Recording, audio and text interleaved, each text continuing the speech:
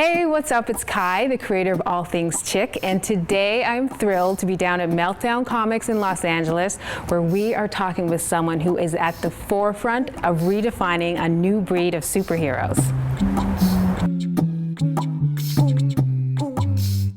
First, thank you so much for being here. We're thrilled to have you. I'm happy to be here. So I love the book. Love it, love it. I've read it twice and gone through it a third time kind of just skimming, and as you can see, like I've got insane notes in here. I'm nervous now. You are? Don't be nervous. These are actually notes for me, like to remember things that you guys wrote in there. What I loved about the book is, you know, it was a really fun, easy read, but it was also ridiculously deep. But really that's the world of comics. I mean, you know, they're really fun at a sort of superficial level, at a storytelling level, but like these characters I can see behind us have tremendous depth. So, you know, it's no coincidence that it sort of hopefully works at both of those levels. I gotta talk about the cover, because there's a woman on it, which I of course love. I think part of the idea of the book is to recognize the Batmans and the Supermans and the, you know, Wonder Womans and the Phoenix and all these great superheroes, but also we live at a time where we need a new generation of superheroes, and we need to redefine what it means to be a superhero, and so we really wanted to do that visually also. And you know, I think there needs to be more female leaders in the world today. You know, there should be more female superheroes. So I agree, and honey, I love her. I want to know who she is. I've always loved the idea of superheroes. You know, for me, what they represent is possibility and, you know, an opportunity to realize our greatness. But I've never actually gotten into like specific comics or comic book characters. So I'm wondering if you're down for like just kind of moseying around the store a little bit, maybe giving me a little lesson and maybe tying them into some of the laws. Probably the most prolific or defined superhero of all time is Superman. And, you know, Superman outwardly stands for, I mean, even if you look at his features, you know, he is a Greek god, the sort of square jaw and the thick sort of torso and everything. He's a Greek god in modern disguise. But that's kind of on the superficial level. I mean, what Superman really is a guy who, you know, has total confidence in himself, who's fearless, who, you know, doesn't really worry about his self-image. Do you have a girlfriend? No, I don't, but if I did, Miss Lane, you'd be the first to know about it. His alter ego, Clark Kent, who's sort of this bumbling, you know, mortal, has those problems, but his superhero persona is fearless and it's graceful. And so, you know, those are qualities that we all have within us. It's about how do we nurture them.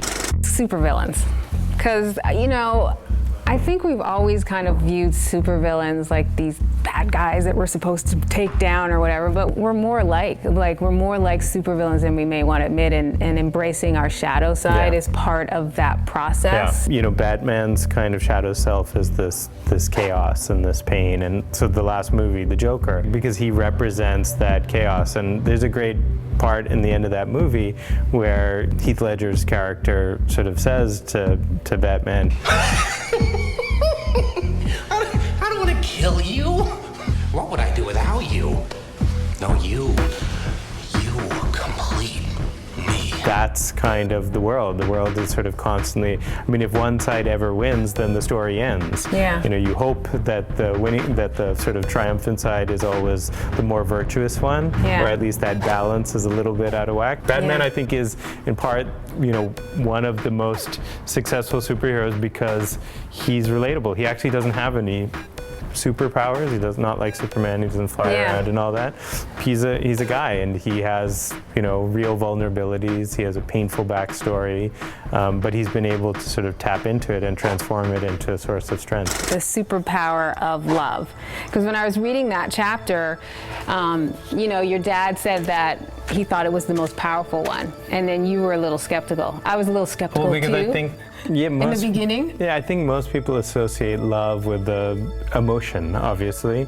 But, you know, love is sort of love of self. Real love is love of self, and true understanding of self is not personal. It's realizing that you're just a part of the universe. You're an expression of the universe.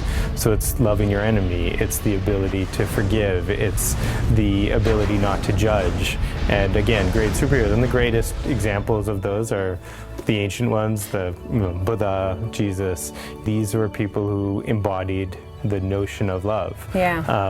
And really took on the suffering of people around them into themselves. So yeah, it's an incredibly, when you look at it from that perspective. Then when you put it that way, you're like, oh yeah. What's your process for the law of creativity and how you use it? Well, the law of creativity, I was looking for Iron Man because it's like the best example. Where is Iron Man? Because let's look for it. Yeah. You know, what's great about Iron Man is like he's an engineer, he's a creator. Yeah. You know, he's able to sort of, again, take this, and the great story of Iron Man is the tragedy he finds himself or the madness, and then he escapes by tapping into his creativity. 99% of the time, we react a very predictable way to certain situations. And I think the creative response to a situation is to take a step back and say, okay, 99 out of 100 times, you know, this makes me angry, this makes me restless, this makes me frustrated. How do I recognize that, be conscious of it, step back, and sort of the 100th time do something different, react creatively to it. How do you do that in your life? Like, how's the process for you? Like, well, are you a little lower than 99, or are you still like, you know, like the rest of us? I'm probably like 94. No, I think one, it starts just with a sort of consciousness of it and understanding the whole kind of methodology of it. One of the things I've been lucky is that my parents taught me how to meditate probably when I was 5 years old. Yeah, you are lucky that you got that so young. Well, meditation is the process of being conscious, is being aware. And so I find, you know, I'm like everyone else, you know, I like getting fights with my wife and stuff like that, and, you know, disagreements. But I think, you know, what I try to do is, you know, be conscious. If I feel that sort of rage coming, I go for a run, I meditate, I take a walk, I walk my dog, and I just sort of, you know, try to sort of find a different solution to whatever that problem is. Oh, that's interesting that you say that, because that makes me understand the law of creativity even better. Because you know how a lot of times you'll go in the shower and then you'll get all these ideas. Totally. So these certain acts that you do that kind of will tap into that. Well, I mean, for me, like, I think, you know, people traditionally think of meditation as sitting down and with your eyes closed in lotus position or whatever, but you know, I look at going for exercise as a meditation. You know, I ride my bike up in the Santa Monica canyons, and I find there's nothing more sort of mind clearing than that. Going for a run, people who do yoga, people who do dance, I think those are all forms of active meditation, and where creativity is really, you know, born.